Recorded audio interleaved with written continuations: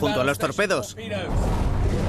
Tras ganar la medalla de honor, un comandante de submarino estadounidense desafía las expectativas y vuelve para realizar una patrulla final. Lleva las fronteras de la guerra submarina a límites nunca vistos para aumentar la participación de los submarinos estadounidenses en la posible invasión a las islas que conforman Japón. Era un hombre muy agresivo. Quería hacer lo que fuera necesario para herir al enemigo y estaba dispuesto a asumir riesgos increíbles para lograrlo. Está decidido. Su patrulla no será nada silenciosa. En la Segunda Guerra Mundial, un arma submarina permite a los guerreros pelear por debajo de la superficie.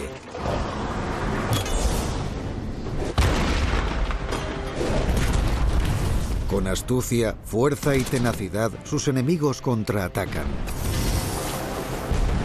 Es una apuesta desesperada, revolucionaria y en ocasiones primitiva para cambiar el curso de la guerra. Sus historias son leyenda. Segunda Guerra Mundial, Infierno bajo el mar 2. Submarino de asalto. 23 de enero de 1945. El USS Bar avanza en aguas poco profundas. 27 metros. Viajan por la superficie hacia el puerto de Nanquán en la China ocupada. 24 metros. 21. Tras semanas patrullando, le siguen quedando 12 torpedos. 18 metros. Al estar en aguas tan poco profundas, el capitán ha ordenado a la tripulación que coloquen los torpedos a una profundidad de 2 metros. Antes de la guerra, nadie se había imaginado algo así.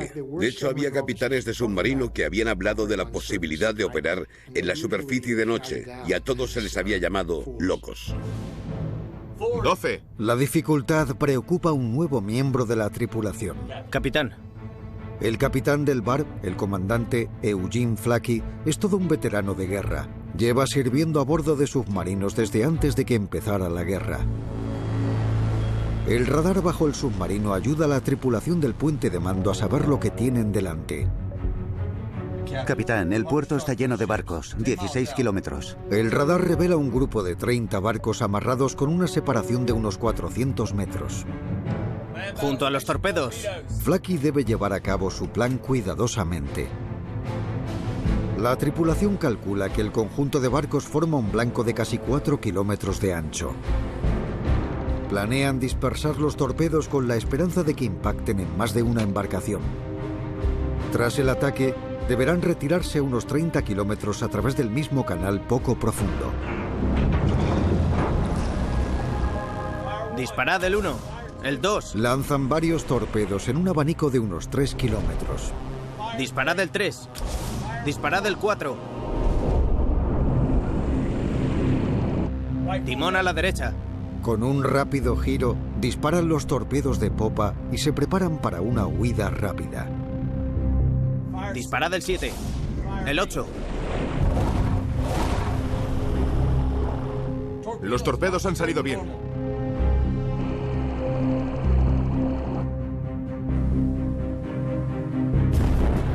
Basándose en las catastróficas explosiones, la tripulación cree que ha hundido 3 o 4 barcos y dañado otros 3.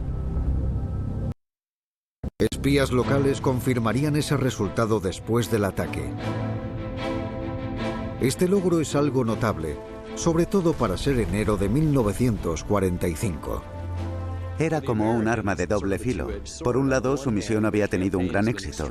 Habían hundido bastantes barcos, pero ya no quedaban muchas más embarcaciones que hundir. Por eso, muchos capitanes de submarino estaban volviendo a Pearl Harbor o a Midway sin haber gastado todos sus torpedos. Los agresivos submarinos de 1943 y 1944 les habían dejado sin trabajo. En ese momento los japoneses ya habían perdido unos 4 millones de toneladas en embarcaciones. Se estaba convirtiendo en una situación desesperada. No hubo ni un petrolero que volviera a las islas que forman Japón después de marzo de 1945.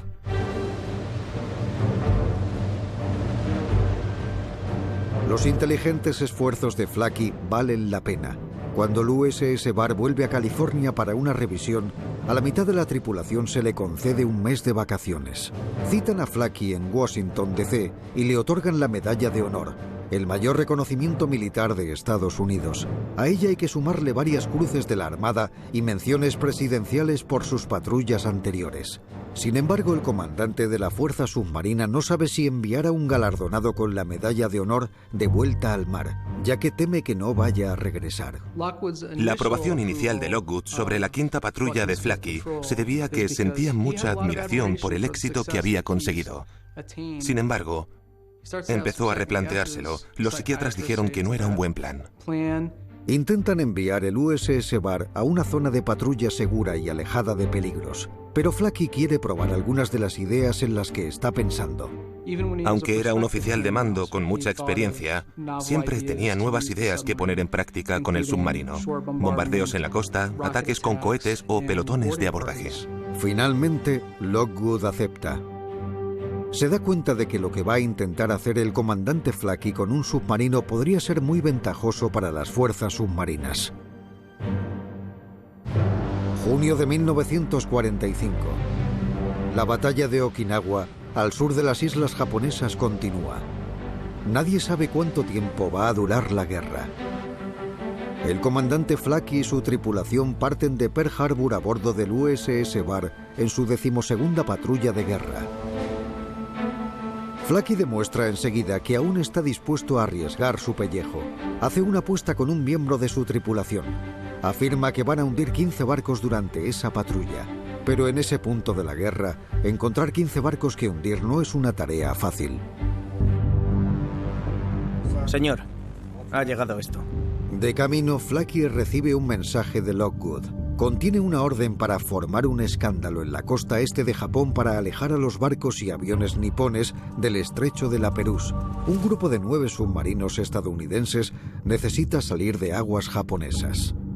En este caso, la Pérouse es el canal que une Hokkaido con el territorio japonés, al sur de la isla de Sajalín. La Armada Imperial japonesa vigilaba la zona las 24 horas del día, todos los días. La misión del USS Bar es actuar como señuelo y desviar la atención de las embarcaciones japonesas. Flaky se dirige a la costa este de Japón. Está preparado para crear problemas. El USS Bar está armado para una campaña de hostigamiento como nunca lo había estado un submarino.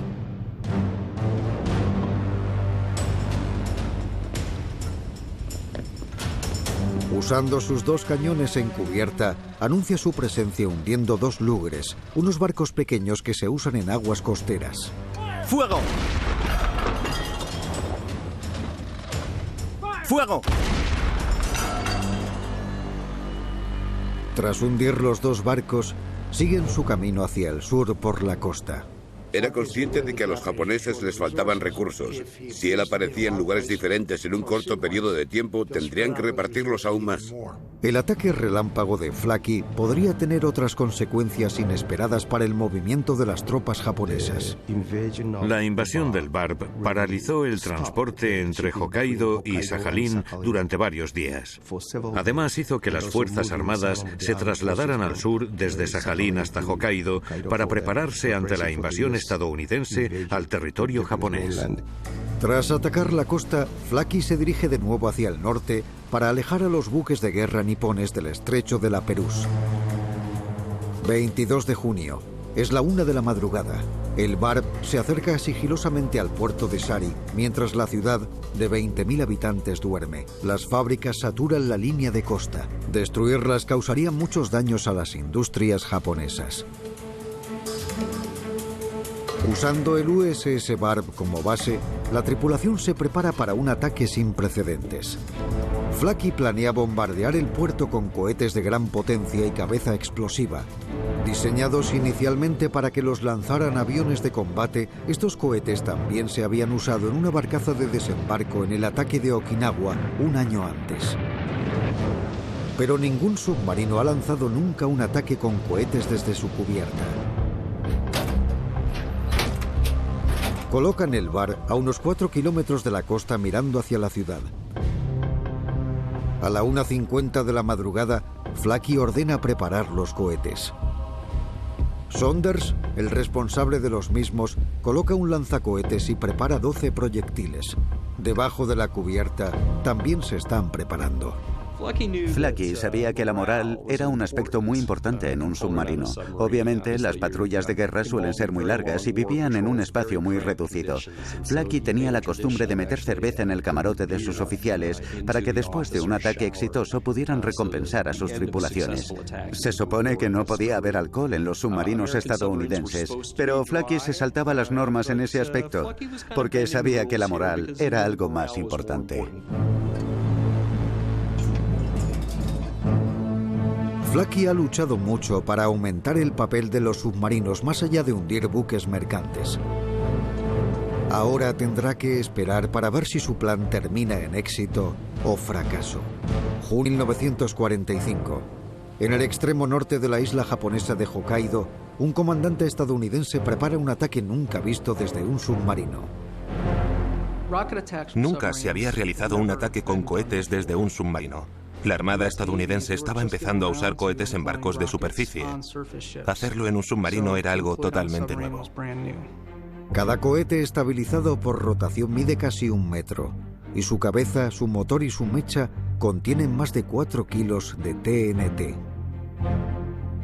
El lanzacohetes puede disparar a 30, 35, 40 o 45 grados. La carga explosiva de los 12 cohetes cae hacia la parte baja de la máquina gracias a la gravedad. ¡Disparad a los cohetes!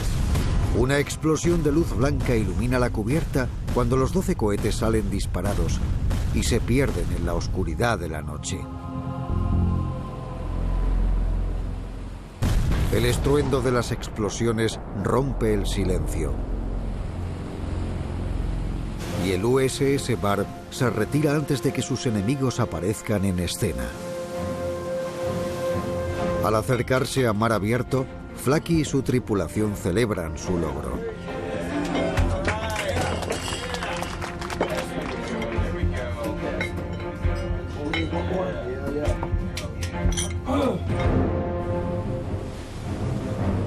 Mientras el Barb se acerca a su siguiente objetivo, el comandante Flaky recibe un mensaje del cuartel general que confirma su éxito.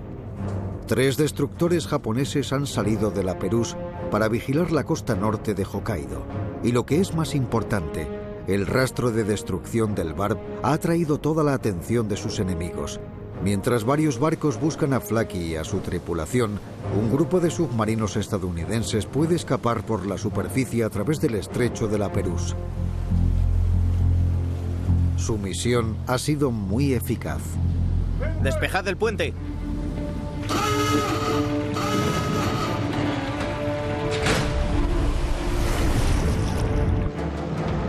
Pero ahora, todos los buques de guerra y aviones nipones de la zona buscan al USS Barb. 2 días después, en el mar de Ojotsk, al norte de Japón, a pesar de que sea junio, el tiempo no es nada apacible. Estaban muy al norte, muy cerca del Ártico. Y aunque fuera verano, tenían que ponerse abrigos o jerseys cada vez que iban al puente de mando. Se mueven muy lentamente a través de las gélidas aguas. Tras varios días sin ver nada más que vida salvaje e icebergs, un vigía detecta movimiento por debajo del horizonte. La tripulación tarda un momento en darse cuenta de que lo que están viendo no tiene sentido. Flaky lo observa detenidamente. Vio una especie de espejismo. Es algo habitual en el Ártico. Esos fenómenos ópticos los causan los cambios de temperatura.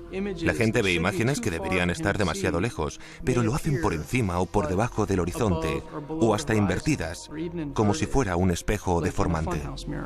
Tras observarlo con atención, se dan cuenta de que las pequeñas figuras son en realidad un convoy. Hasta pueden ver las pequeñas olas que causan sus proas. La tripulación calcula que los barcos están a más de 40 kilómetros de distancia y comienza a rastrearlos. El convoy viaja hacia el sur, hacia una zona que los marineros llaman 10ª curva batimétrica. Eso haría que acercarse a ellos o atacarlos fuera muy difícil. Viajaban pegados a la costa por el día y por la noche atracaban en puertos para que a los estadounidenses les costara lo máximo posible atacarlos, ya que en esas zonas los estadounidenses no podían sumergirse lo suficiente para huir de un ataque con cargas de profundidad. Flaky sabe que es arriesgado, pero decide perseguir ese blanco tan tentador. Alrededor de las 7 de la tarde comienzan a avanzar. Flaky sabe que al ser los días tan largos y con una luna llena asomando por el horizonte, los descubrirán fácilmente. Ordena sumergir el barb a profundidad de periscopio y comienza a acercarse al convoy a mucha velocidad. La tripulación prepara 9 torpedos eléctricos Mark 21 y un torpedo eléctrico teledirigido Mark 28. Junto a los torpedos. A esa distancia, la tripulación del barb identifica los barcos a los que ha estado siguiendo. El convoy incluye 2 buques de carga medianos, un barco más pequeño y sus escoltas. La tripulación reconoce al escolta principal. Es el destructor al que llaman Terutsuki. Pertenece a la clase Akizuki y estaba repleto de armamento.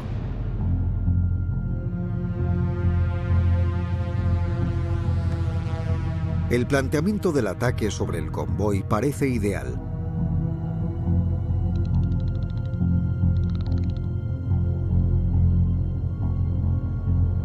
De repente, el convoy gira bruscamente hacia el oeste para refugiarse cerca de la costa.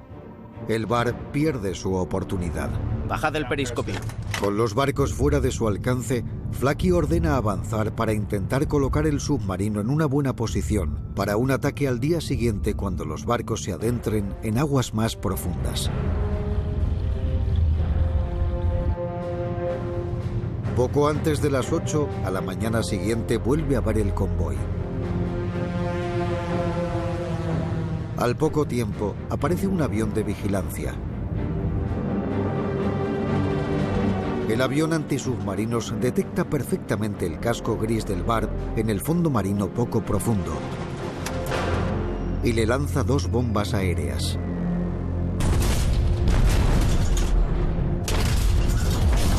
El casco de presión se resiente y las bombillas explotan. El Terutsuki se aleja del convoy y se une a la lucha con varias cargas de profundidad, lo que obliga al barb a huir a aguas más profundas para protegerse. Cuando el barb alcanza una profundidad de 35 metros, las catapultas del Terutsuki lanzan una serie de cargas de profundidad siguiendo un patrón único.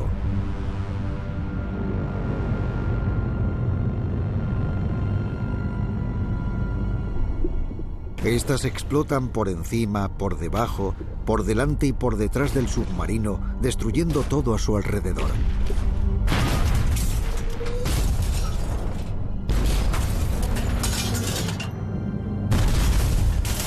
Los japoneses están desesperados por salvar su convoy con provisiones.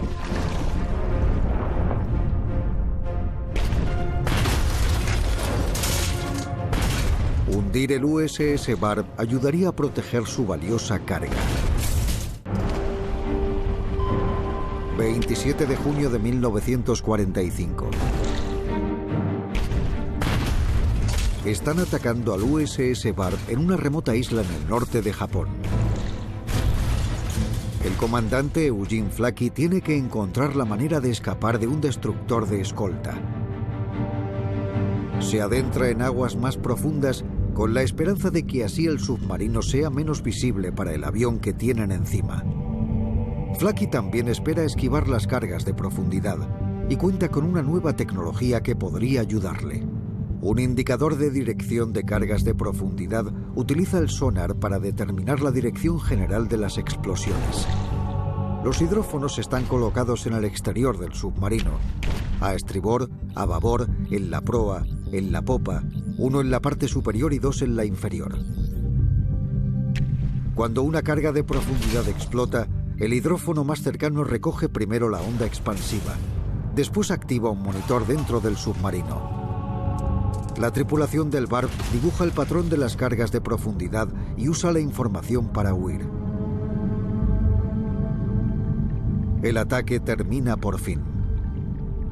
Posteriormente, en esa misma mañana, el Barb da la vuelta para mantener el contacto con el convoy mientras intenta evitar la amenaza aérea. Pero las fuerzas japonesas siguen en alerta y obligan al Barb a sumergirse repetidamente.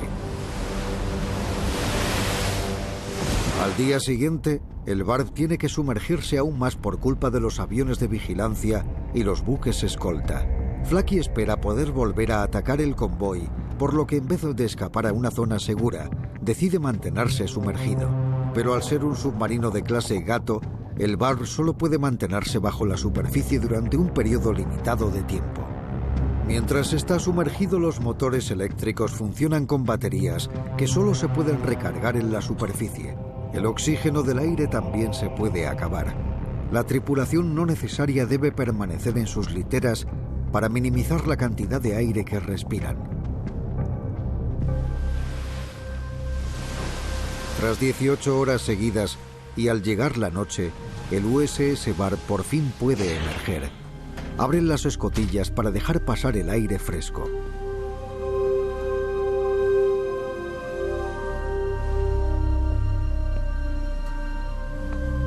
La tripulación respira al unísono y deja que se carguen las baterías.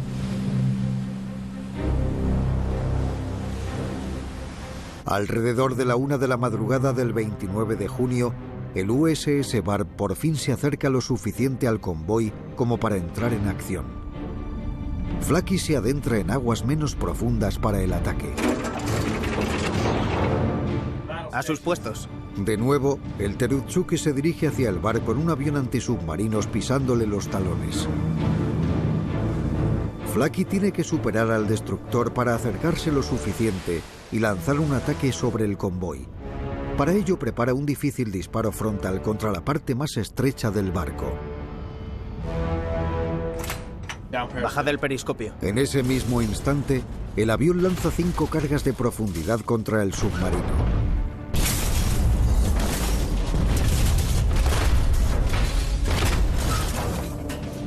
Subid el periscopio. Flaky decide ignorar los explosivos y seguir con el ataque. Pero el sonar informa de que los torpedos no van a servir para nada. No hay nada que rastrear. Mierda. Flaky prepara más disparos. Disparad el 7. El 8.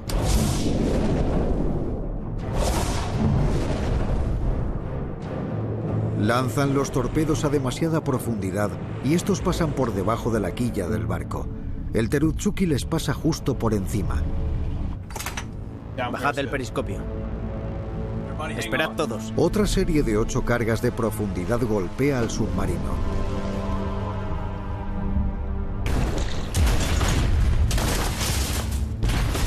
Las explosiones de las cargas de profundidad sacuden el Barb.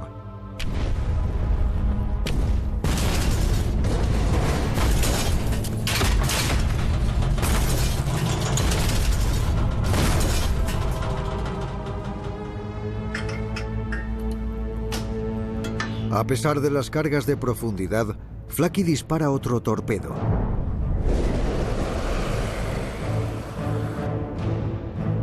El sonar sigue en silencio. El torpedo no ha dado en el blanco. Flaky no puede mantenerse quieto. Prepara otra sucesión de torpedos, pero no puede dispararlos, ya que el submarino sufre otra serie de cargas de profundidad.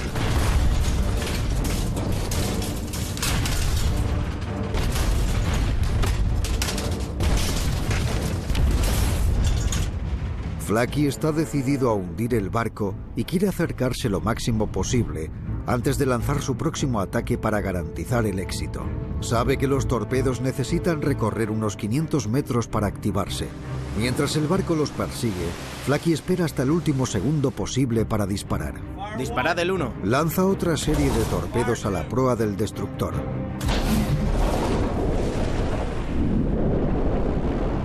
De nuevo, todos los torpedos pasan por debajo del Terutsuki. ¡Mierda! Hemos fallado. Bajad el periscopio. El Terutsuki lanza otra serie de explosivos.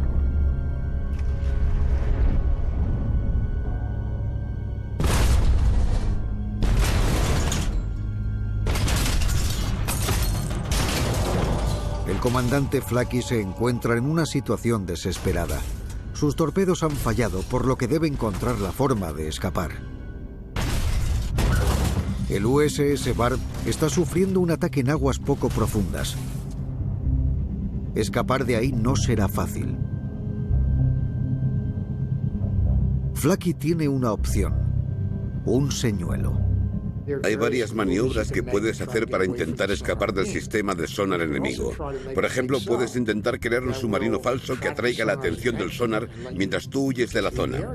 Durante la Segunda Guerra Mundial se inventaron varios tipos de señuelos para producir lo que parecía el eco de un submarino.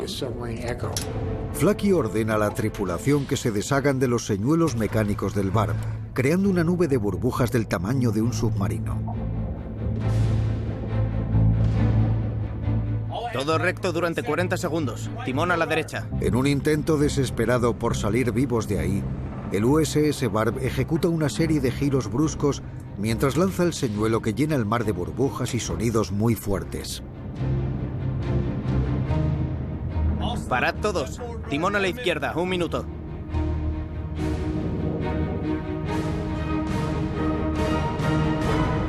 Finalmente, las maniobras de Flaky logran esquivar el buque de escolta y escapan a mar abierto. Durante la escaramuza, que ha durado varios días, han lanzado 9 torpedos, pero ninguno ha dado en el blanco. Por otro lado, el USS Barb ha sobrevivido a 14 bombardeos con al menos 44 cargas de profundidad y bombas. Tienen suerte de haber salido de ahí con vida. Con el tiempo, Flaky supuso que los torpedos habían fallado tantas veces porque el agua era muy poco profunda. Subid el periscopio. Por lo que respecta al Barb, creo que lo más interesante de ese submarino, y sobre todo de Flaky, es que representa al capitán de guerra superagresivo.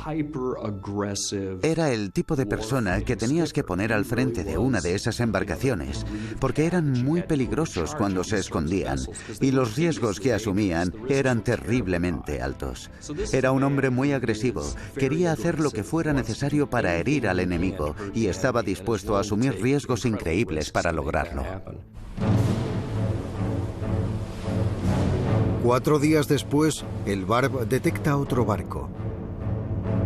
El pequeño carguero de costa se mueve en zigzag, por lo que Flaky decide utilizar uno de sus torpedos teledirigidos. Tras el frustrante ataque al Terutsuki, Flaky mete 4 cajas de cerveza en la nevera para que le traigan suerte.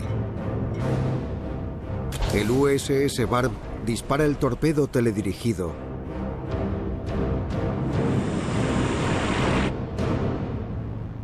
que impacta justo en el blanco. Impacto directo. Flaky ordena que el submarino emerja a la superficie. El carguero se hunde rápidamente. El Barb está rodeado de los restos del barco y eso le da una idea a Flaky. Ordena a un pequeño grupo de marineros que entren en el barco que se está yendo a pique para recuperar cualquier documento que pudiera aportarles información sobre la zona. Cuando observaron después algunos de los mapas, se dieron cuenta de que les había tocado el premio gordo. Sus mejores cartas de navegación de esa área ya tienen varias décadas. Los mapas de los japoneses son mucho más nuevos. Y lo que es más importante, identifican los campos de minas creados por la Armada japonesa.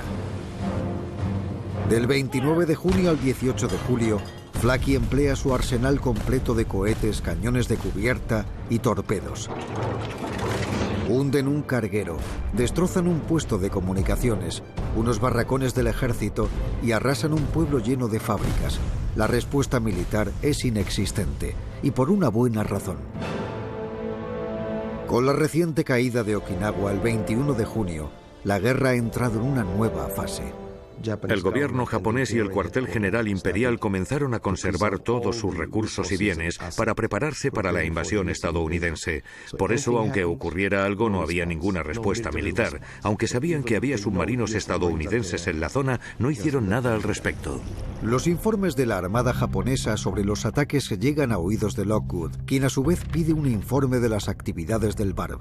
El comandante Flaky rompe su silencio por radio para transmitir unos informes acerca de las acciones del Barb. Lockwood, además, comparte esos informes con los capitanes de los demás submarinos. Los submarinos recibieron estos informes sobre los logros del comandante Flaky. Ya era famoso por aquel entonces. Había recibido la Medalla de Honor. pero su leyenda siguió creciendo. Pero Flaky no ha terminado. En vez de quedarse dormido en los laureles, va a seguir atacando. Tiene una idea más que poner en práctica, una que acabará definiendo su legado.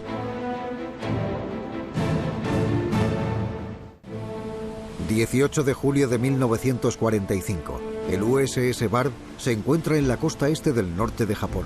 El comandante Eugene Flaky está pensando en un objetivo nada habitual para un submarino. Había estado estudiando cartas de navegación y gracias también a sus propias observaciones se dio cuenta de que había trenes que iban hasta la isla de Karafuto. Las infraestructuras en la isla estaban menos desarrolladas que las del continente. La línea férrea que viajaba cerca de la costa era prácticamente la única forma de transportar mercancía desde la parte sur a la zona norte y de la zona norte a la parte sur. Flaky decide que su próximo objetivo son los trenes y sus vías para causar el máximo daño posible a los japoneses. Para un ataque tan preciso necesitará algo más que cañones de cubierta y cohetes. Los miembros de su tripulación tendrán que llegar hasta la orilla y colocar explosivos en suelo nipón. El comandante Flaky tenía explosivos dentro del submarino que incluían un temporizador. Se dio cuenta de que el temporizador era un problema porque no sabía a qué hora iba a pasar el tren. También se dio cuenta de que una detonación a distancia no funcionaría porque eso implicaría que alguien tendría que quedarse en tierra. Si Flaky quiere explotar el tren y las vías, necesitan otra solución. Cuando se le presentaban retos complicados, pedía la opinión de su tripulación y uno de sus electricistas, Hatfield, le dio una respuesta. Billy R. Hatfield sabe cómo desatar el caos, ya que es un descendiente directo de los protagonistas del famoso conflicto entre los Hatfield y los McCoy. Hatfield había trabajado en Virginia Occidental en el ferrocarril y sabía que el tren haría que las vías se movieran. Propuso colocar un microinterruptor bajo los raíles para que eso fuera la fuente de la detonación. Es un sofisticado plan.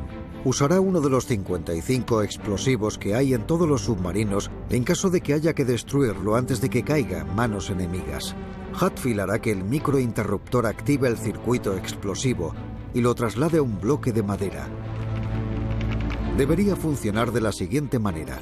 El microinterruptor y el explosivo estarán conectados a una batería.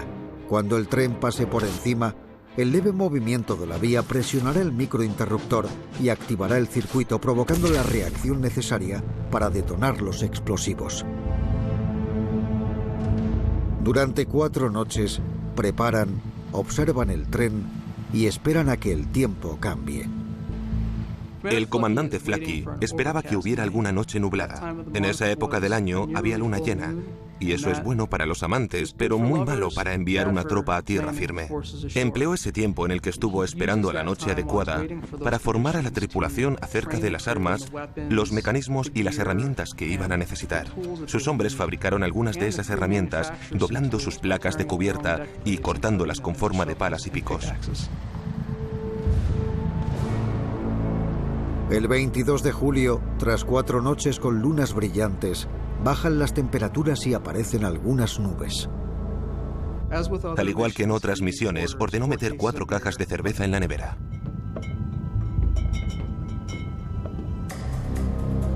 A 800 metros de la playa, el Barb se detiene y lanza sus balsas de goma.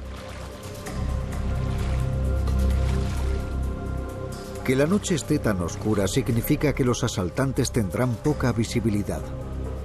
Tomaron tierra ligeramente desviados y al final, en vez de acabar en la playa como planeaban, terminaron en el jardín de alguien.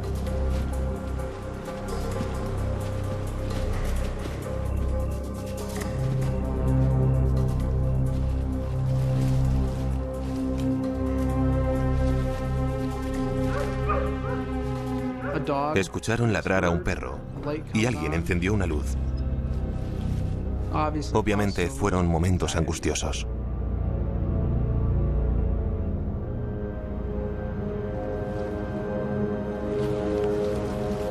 A bordo del submarino, Flaky y su tripulación intuyen que los asaltantes han llegado a tierra de forma segura.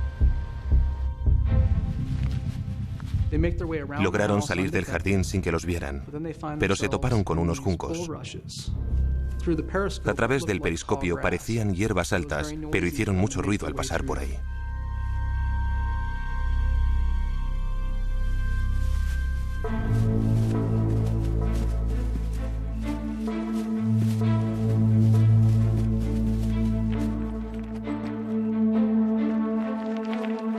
Los hombres por fin llegan a las vías y se ponen manos a la obra.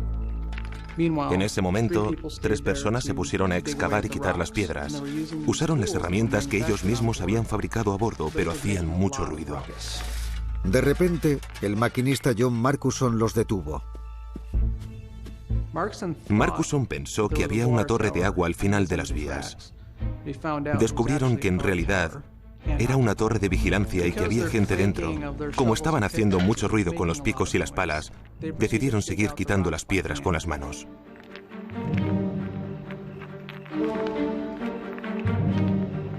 Pero antes de que puedan terminar el agujero, una locomotora aparece de la nada en dirección hacia ellos. Lograron refugiarse en el último momento.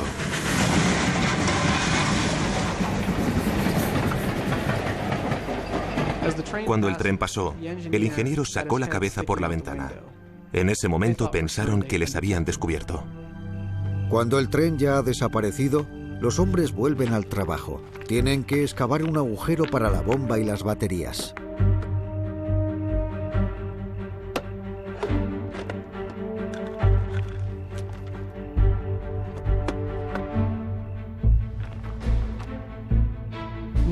El paso más crítico y peligroso de toda la operación era conectar el microinterruptor a los explosivos. El comandante Flaky estaba tan preocupado por ese paso que cuando habló con los saboteadores antes de la operación, les dijo que se mantuvieran alejados de la zona mientras Hatfield realizaba la conexión. En vez de eso, todos se reunieron en torno a Hatfield y observaron o supervisaron la operación.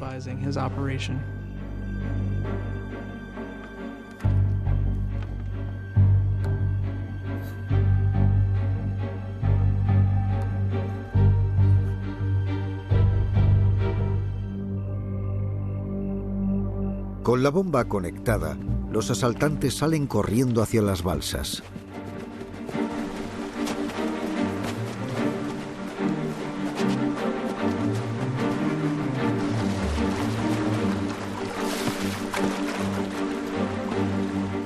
El equipo hace una señal al abandonar la playa.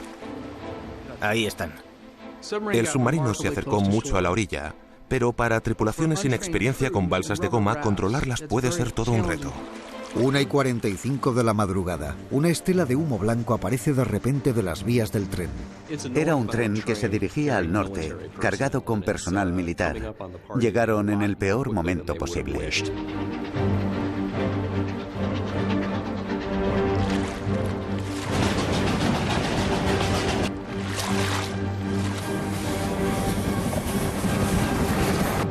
...23 de julio de 1945...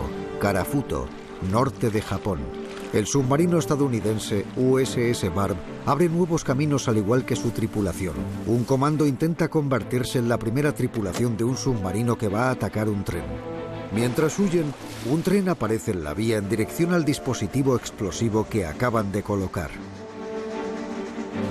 El tren se acerca. Lo único que pueden hacer es detenerse y observar.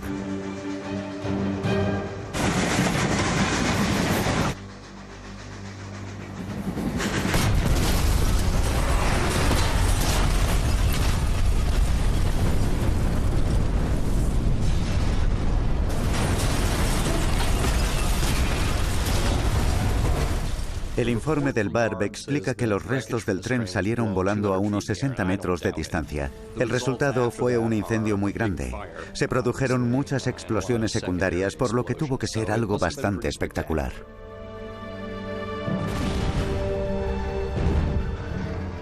Cuando vieron la explosión y escucharon el estruendo, el tiempo se paró.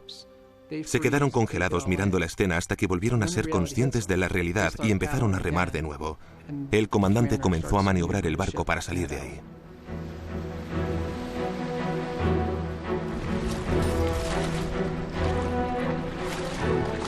Los asaltantes regresan a la seguridad del submarino. El Barb se escabulle en la oscuridad.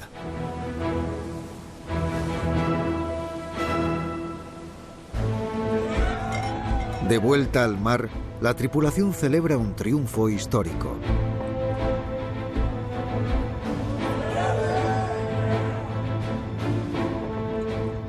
Creo que cuantos más informes lees de Flacky y sus patrullas, más te das cuenta de que era un hombre excesivamente agresivo y que se tomaba la guerra de una forma muy personal. Quería hacer todo lo posible por hacer daño a los nipones, y si ya no había los suficientes barcos que hundir, estaba dispuesto a llevar la guerra hasta territorio nipón, y eso es lo que hizo. Bajad el periscopio. Mientras tanto, Lockwood vuelve a escuchar rumores y quiere saber qué ha estado haciendo el Barb. El almirante Lockwood quería otro informe del Barb, pero el comandante Flacky era reacio a enviarlo porque el apartado dedicado a la logística pondría que había usado 0 torpedos. Obviamente, no haber usado ningún torpedo hace que Lockwood le quiera de vuelta. Subid el periscopio. Pero Flacky no está dispuesto a finalizar aún la patrulla. Como era de esperar, el comandante Flacky recibió la orden de volver a casa y decidió volver por la ruta más destructiva posible. Lanzó un ataque con cohetes y cañones a varias embarcaciones cerca de la costa. Al final, llegó un punto en el que ya había gastado toda la munición y todos los torpedos, pero aún le faltaba por hundir un barco. Por eso decidió embestirlo. Flacky ha hundido los 15 barcos que necesitaba para ganar la apuesta. El 2 de agosto de 1945, el USS Barb regresa a tierra. Todos los ojos se centran en el legendario submarino cuando entra en el puerto. Cuando el Barb volvió a Midway, no solo tenía una bandera de combate normal con todas las adquisiciones recientes, incluyendo el ataque al tren, también incluía un banderín con enseñas más pequeñas que representaban todos los sampanes que habían destruido en uno de los bombardeos de la costa. El teniente comandante Cornelius Callahan está en el muelle listo para ponerse al mando de la siguiente patrulla del USS Barb. Pero la siguiente patrulla nunca llegó a materializarse. 4 días después, lanzan una bomba atómica en Hiroshima. Una semana después de la bomba, Japón se rinde. La guerra ha acabado para el Barb y su tripulación. El comandante Flacky y su tripulación recibieron una cantidad impresionante de galardones. Además de su medalla de honor, tenía 6 cruces de la Armada, 23 estrellas de plata, 23 estrellas de bronce, una mención presidencial, una mención de la Armada y un buen número de otros premios individuales. A pesar de todas las medallas, hay una que la tripulación de Flacky nunca llegó a recibir. El mayor motivo de orgullo del comandante Flacky fue un galardón que su tripulación no llegó a recibir, el Corazón Púrpura. Ninguno de sus marineros resultó herido o muerto durante todo el tiempo que estuvieron bajo su mando. Otro submarino recibió el nombre de USS Barb después de la guerra. Eugene Flacky siguió sirviendo en la Armada. Le ascienden a contraalmirante en 1960 y así logra supervisar el desarrollo del programa de misiles balísticos a bordo de submarinos. Los ataques con cohetes fueron algo sin precedentes y eso ha completado el círculo de nuestras tecnologías actuales. El comandante Flacky recibió la medalla de honor por la 11ª patrulla del Barb, pero es sobre todo la 12ª la que más recuerda a su tripulación. El hecho de enviar a sus marineros a tierra firme para explotar un tren es un acontecimiento legendario. Flacky imaginó y posteriormente demostró nuevas maneras de luchar desde un submarino.